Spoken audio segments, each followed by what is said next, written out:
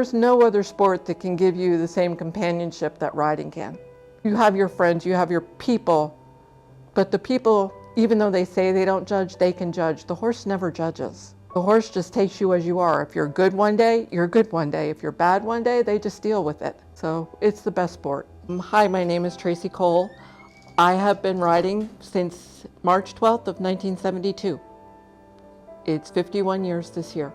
I was going to Easter Seals, and my therapist got in touch with Octavia Brown, or they connected somehow, and they asked me if I wanted to learn to ride or to swim. And I ride very well, but I drown very well too, but only once. I have a picture of myself by my rocking horse when I was 1.5 years old, so I was destined to be with horses.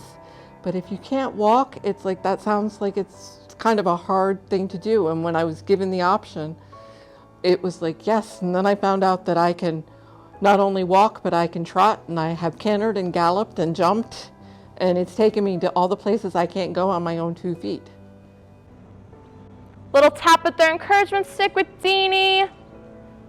Get her attention back on you. So you can walk on, Diana. I'm Diana Dove, and I've been riding for about 4.5 years here in TRAC. About 22 years ago, I was diagnosed with multiple sclerosis. So I am qualified for the program because I have MS, and I have found that the program has helped me in many, many, many ways, many more than I expected. First of all, physically, it's helped me with my balance, it's helped me strengthen my core. Mentally or socially, it's become something I really look forward to every week. Slow your posting and ask her to whoa. Ask for that whoa. Awesome. You know, there's really a lot of reasons to support therapeutic riding. It not only benefits the rider, and I mentioned how, you know, it could be helpful for someone with MS, but there's so many wide varieties of disabilities of riders that can participate. But also, you know, we're here to be riders for instructors in training, and we can always use more instructors in training, so I'm really happy to be part of that. Hi, I'm Karen Brittle. I'm the Director of Therapeutic Riding at Centenary, TRAC, and an Assistant Professor of Equine Studies here in the Equine Studies Department at Centenary University. So TRAC has a twofold mission. We exist here at Centenary University in order to provide the benefits of equine-assisted services to individuals with special needs, but we also exist to develop leaders for the equine-assisted services industry. So we have an in-house therapeutic riding and equine-assisted learning program here at the university, and we have many volunteers that support that programming, including student instructors who are working on both their PATH International Certified Therapeutic Riding Instructor certification and requirements for their PATH International Equine Specialist in Mental Health and Learning certification. So conceivably, an undergraduate could finish school here with a degree concentration in equine-assisted services, as well as 2 PATH International certifications, so this CTRI and the Equine Specialist in Mental Health and Learning.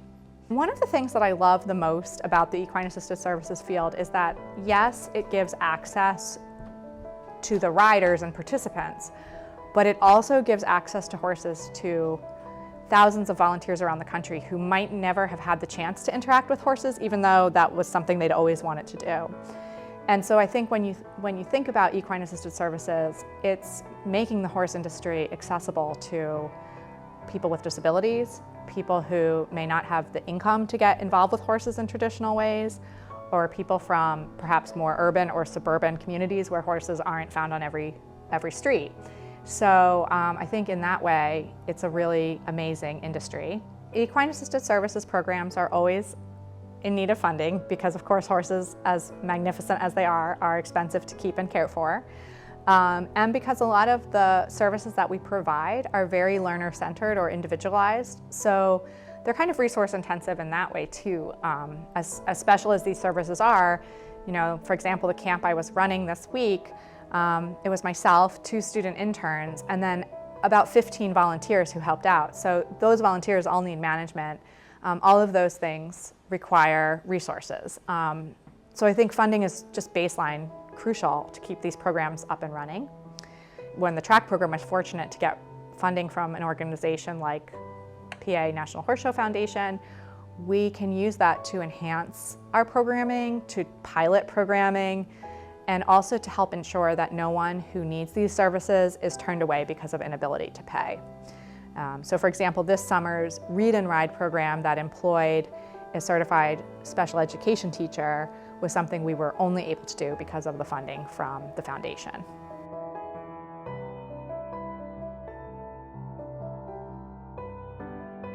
Hi, I'm Josh Lafargue, and I have been riding here at TRAC for a little over 2 years, I want to say. I just came for the veterans program and learned a lot about horses and just got so much of a benefit of being around the animals and riding and having that connection. That it really helped me in my process in healing from my military trauma and just being better at being a husband and father, and multiple benefits just from being around the horses. I've stuck with it, and I am a couple steps away from earning my certification as an equine specialist in mental health and learning. So yeah, like it's been like this whole thing that like it set the spark that started the fire, and now I am basically a couple steps away from starting a new career. You can't accurately describe it. You can't really put it into words, like just how inspiring and motivational it is just to watch other people being able to get that benefit from something as simple as like grooming the side of a horse. And it's worth all of the support and funding you put into it, and then some. Just come and see what you're supporting, and you'll have no problem getting behind it. If you know what it does, then you want to keep supporting it, and you'll want to keep giving, and you'll probably want to become involved yourself. Just know that it's one of the best things in the world for people.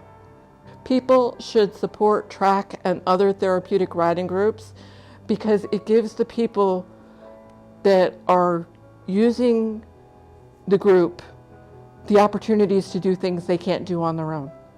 It gives them a chance to be like everybody else, whereas a lot of other sports don't do that. Not to mention you get a warm, fuzzy animal to help you feel that way.